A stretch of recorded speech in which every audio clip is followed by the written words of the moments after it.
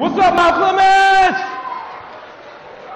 That was so whack and so weak. I said, what's up, Mount Clemens? It's awesome, awesome. I am super excited to be here. So I need to do a check real quick. If you are in middle school, let me hear you make some noise. Any middle schoolers in here?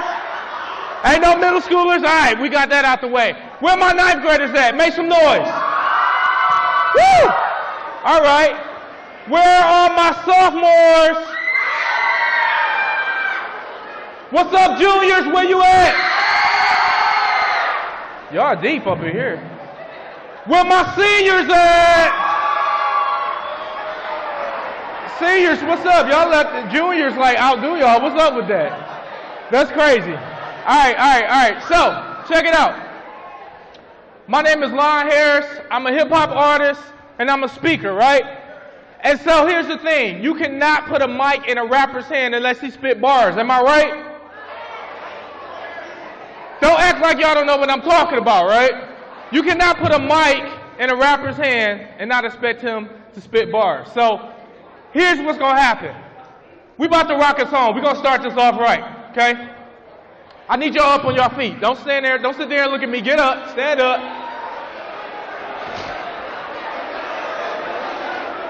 All right. This joint is called New Destination. Y'all ready? All right. Oh, everybody put your hands in the air like this, y'all. Woo! Yeah. We finally made it. We on a new destination. We on a new destination. Clap, clap, clap, clap, clap, clap. Yeah. Clap, clap, clap, clap, clap, clap. Clap, clap, clap, clap, clap, clap.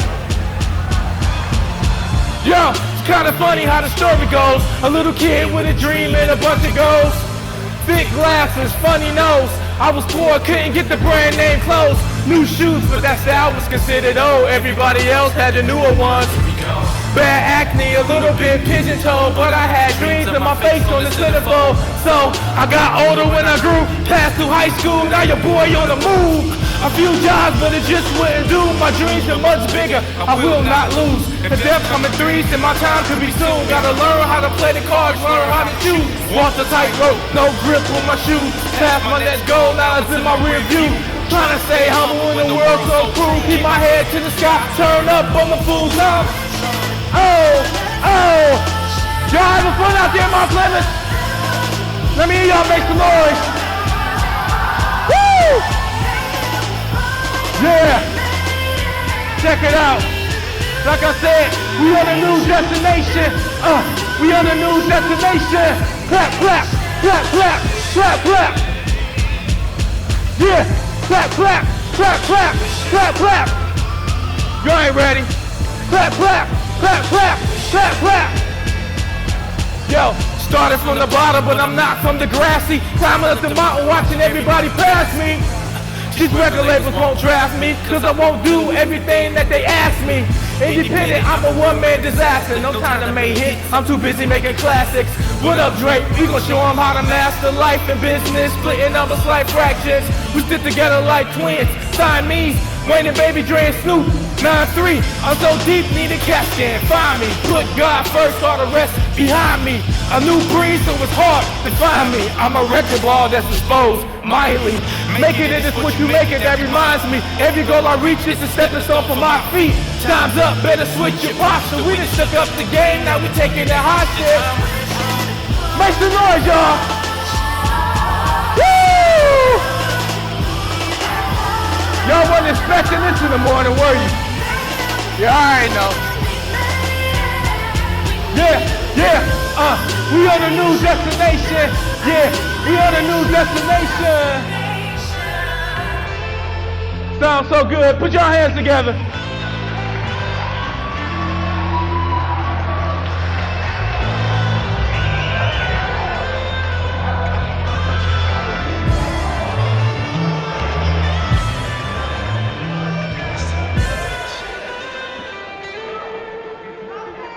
right. I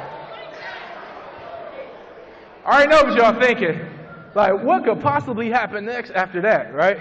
Some of y'all like, dude, I came to school and some dude was rapping. Like, what is going on? This is crazy. So here's the thing, right? When I rap, when I do my stage shows, when I do concerts, I move around a lot. Y'all probably noticed I wasn't moving that much. That's because I'm sore. I'm gonna be real with y'all. I'm sore. Like, I started doing like this 21-day workout thing, so I've been like working out every day, and yesterday was legs, so I was trying so hard to move, and in my mind, I was like dancing across the stage, but in reality, I probably wasn't even moving, right? And one of the reasons I started doing that is because I care about my future, okay? I had people walk up to me and say, dude, you trying to work out because you trying to be sexy? I'm like, dude, my wife already think I'm sexy. I don't care about that, right? So I'm like, some people are like, hey, why you working out? You want to get ripped? I'm like, no, dude, like, I care about my future. I got 2 sons at home, right? One is 6, one is 2. And I realized that if I want to live a long, productive life and be there for them, then I need to get myself healthy, right? It's because I care about myself. I care about myself on the inside, and I care where I'm going. But the reality is this. I didn't always used to be that way. I didn't. Where some of you guys are, I've been there, right? I grew up on the east side of Detroit, Harper and Chalmers area. If you're familiar with Detroit, you know what I'm talking about, right? Some of y'all think 6 miles, 7 miles. All right. So yeah, grew up on the east side of Detroit, single family home. Okay? I lived with my mom, I lived with my auntie and my grandmother until my grandmother passed away in 1989. So growing up, I was pretty much like the man of the house. And being the man of the house, sometimes you take that a little bit too far. Because I really thought I was like the man of the house. Like I was going to like boss up on my mom, right? How many of y'all got strict moms out there? You know what I'm talking about. Understand something, like my mom did not play games. My mom could look at me and tell when I was lying. I swear my mom used to follow me everywhere I went, and she always knew what I was doing. I felt like she had like a probing eye. Even if I went to the bathroom, I felt like she was right there like checking, like, did you refill the toilet paper? What? What do you mean did I refill the toilet paper? Like everywhere I went, my mom was there, right? So my mom was very strict. And one of the things I really struggled with growing up was my identity. Struggling with who I was, right? Who can relate to that? Just be real with me. Yeah, some of y'all out there can relate to that, where you struggle with trying to figure out who you was. So you try to fit in with other people. And that's what I ended up doing. So when I went to school, I wasn't going to school to get an education. I wasn't going to school to learn. I was going to school for 2 things. To hang with my boys and to chase girls. I'm just keeping it real. That's all I cared about. Because in reality, I thought if I did these things, then I would find out who I was. I didn't have a pops around. I'm 34 years old. I didn't meet my pops until I was 28. So from age 28 all the way back to when I was born, I didn't even know who my dad was. So growing up that way, there's always a part of you missing because you never can quite figure out that other side of you. Right? And so that's how I grew up. And so with that type of background, I made a lot of mistakes. I made a lot of bad choices, and I really didn't value myself. And then one day I woke up and I said, you know what? It has to be more to life than this. It has to be more. When I wake up in the morning, I need to have a plan for my day, a plan for my week, a plan for my year, and a plan for my future, right? And some of you guys out there don't have that because you might not even see a future for yourself. You might think this is it. Like, you just stuck in Mount Clemens forever. There's more. When you graduate from high school, that's when life begins. And I had to learn that. And so I thought because I made so many mistakes, I began to believe I was a mistake. So if you believe you're a mistake, then there's no need for you to try. Right? And I was in that exact place. Until, like I said, one day I woke up and I realized, and I said, you know, if there's more to life, I want it. If there's more than just like what I see in my neighborhood, I want it. If there's success out there, I want it. And what I began to do is I began to make moves toward that. I began to hang around different people. I began to run into different crowds. See, here's the thing. If you're hanging around people that's not going anywhere, you're not going to go anywhere with them. And you know what I'm talking about. If you're really trying to go someplace in life, then you need to surround yourself with people that are going somewhere. Why are you hanging with your boy on the block and he 30 years old living with his mama? I'm just keeping it real. He 30 years old, he's still smoking weed like he think like it ain't no big deal. Like, if you hang around people like that, you will eventually become that. You become a product of your environment. Birds of the feather do what? Flock together, right? So if you hanging around people like that, don't be surprised if you turn out that way. Don't be surprised if you start doing the same things that they did or that they're doing. Because you have to position yourself in a way that you surround yourself with people that are actually going somewhere, people that's going to challenge you, people that's going to hold you accountable. That's really important. But I do have a question for you, and this is a question that I had to ask myself, and it's a question that you need to ask yourself. I want you to ask yourself, am I a stem or a rose? Now, some of y'all looking at this like, what the heck does that mean? Am I a stem or a rose? Am I a stem or a rose? That's a question that each and every person in here needs to ask themselves. Why? I had to ask myself that same question. And when I was able to answer it, that's when my life changed. That's when everything started changing. Like my whole mentality changed when I asked myself this question and I answered it. Am I a stem or am I a rose? Because when you struggle with identity, there's a lot of different ways that happens. You can struggle with identity by, comparing yourself to somebody academically. You can struggle with identity by comparing yourself to somebody as far as like the way they look or their athletic ability. You can compare yourself to somebody by the way they dress. And one of the common ones I see is when you compare yourself to somebody based on the looks, right? They look better than me. This person looks better than me. But see, what guys do is guys will hate on the person that they admire. They won't be like, man, my man ripped. I want to look like him. He'll hate on him like, dude, he probably using roids or something. That's how guys are. We cover up our insecurities by hating on somebody else or by making fun of somebody else. Because in reality, we don't want to admit that deep down we're hurt. And we got some insecurities, but we're too like manly to acknowledge it to somebody else. And until you admit that, you can never deal with that insecurity. It's not just girls. Guys go through the same thing, right? But guys just try to cover it up by being tough. And it really comes down to knowing who you are and being proud of who you are, being proud of how you look, being proud of how you made. Everybody is different for a reason. We're not meant to be like the next person. We're all unique. We're all created that way. And when you realize that, it'll change your entire life. So we're going to come back to this question. I gave you some time to think about it. Am I a stem or a rose? Okay? What I want everybody in this room to do is close your eyes for a second. Close your eyes. So we're going to think. We're going to think.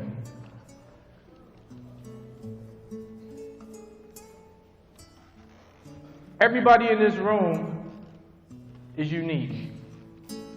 And I want you to picture yourself as a unique person. And I want you to ask, am I a stem or a rose? Now everybody look up here. In my hand, I have two beautiful roses. One of you guys come here. One of you guys hold one of them for me. Yeah, thank you. So we got two beautiful roses, right? Who likes roses? Raise your hand. Yeah, man, I remember the first time I brought roses to my wife. Woo, she went crazy. She was loving it, right? I was the first guy that ever brought her flowers. Fellas, take note. Now, you got a beautiful, beautiful rose right here. As a matter of fact, you have two beautiful roses. You have two of them. Now, they're a little bit different. This one might be blossomed just a little bit more. They're a little bit different in length, okay? But yeah, this one has leaves, this one doesn't, all right? but you have two roses.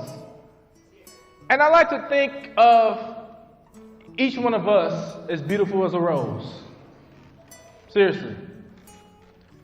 We're as beautiful as a rose.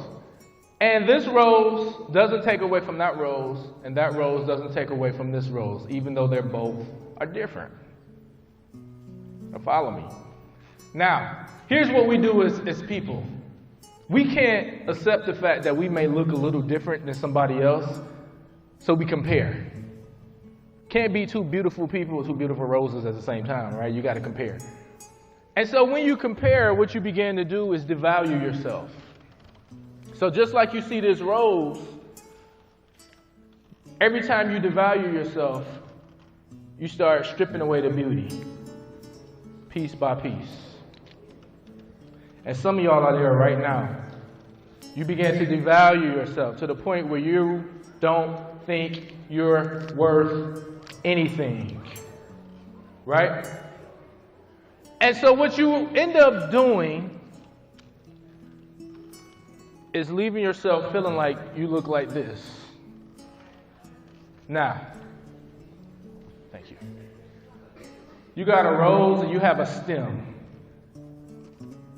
This is what I meant by ask yourself that question, am I a stem or a rose? If you see yourself like this, you have a distorted image of who you are. Because you can devalue yourself to the point by saying things like, I'm stupid, I'm dumb, I'm an idiot, I'm ugly, I'll never be as smart as that person, I'll never look as good as that person, I'll never get a boyfriend or a girlfriend like that person has. When you get older, you say things like, I'll never have a husband or a wife like that person has. I'll never have a job like that person has. I'll never be as athletic as that other person. And you just devalue yourself so much and you talk negative to yourself so much that you no longer see value in yourself. And that could be a very dangerous place because some people go to the extreme as committing suicide because of it. And what you need to understand, each and every one of you in here, is that you are precious and that you are priceless and you were created uniquely for a reason. This is not you. This is not you. You may see yourself this way, but this is not who you really are. This is who you really are. You're beautiful as a rose. Seriously. Because I can pretty much speak for all of us when we say there's no value in this right here. If you went on a date and you gave your date this, that'd be the last date you go on with that person. If I gave this to my wife, I'll be sleeping on the couch. I'm just saying. There's no value in a stem. But a rose has a lot of value. And regardless of what has happened in your life, each and every last one of you guys in here are as beautiful as a rose. You just need to realize it yourself. So stem or rose? Which one do you see yourself as? And if you don't see yourself as a rose, then there's some soul searching you need to do. Thank you guys. You're awesome. Thank you.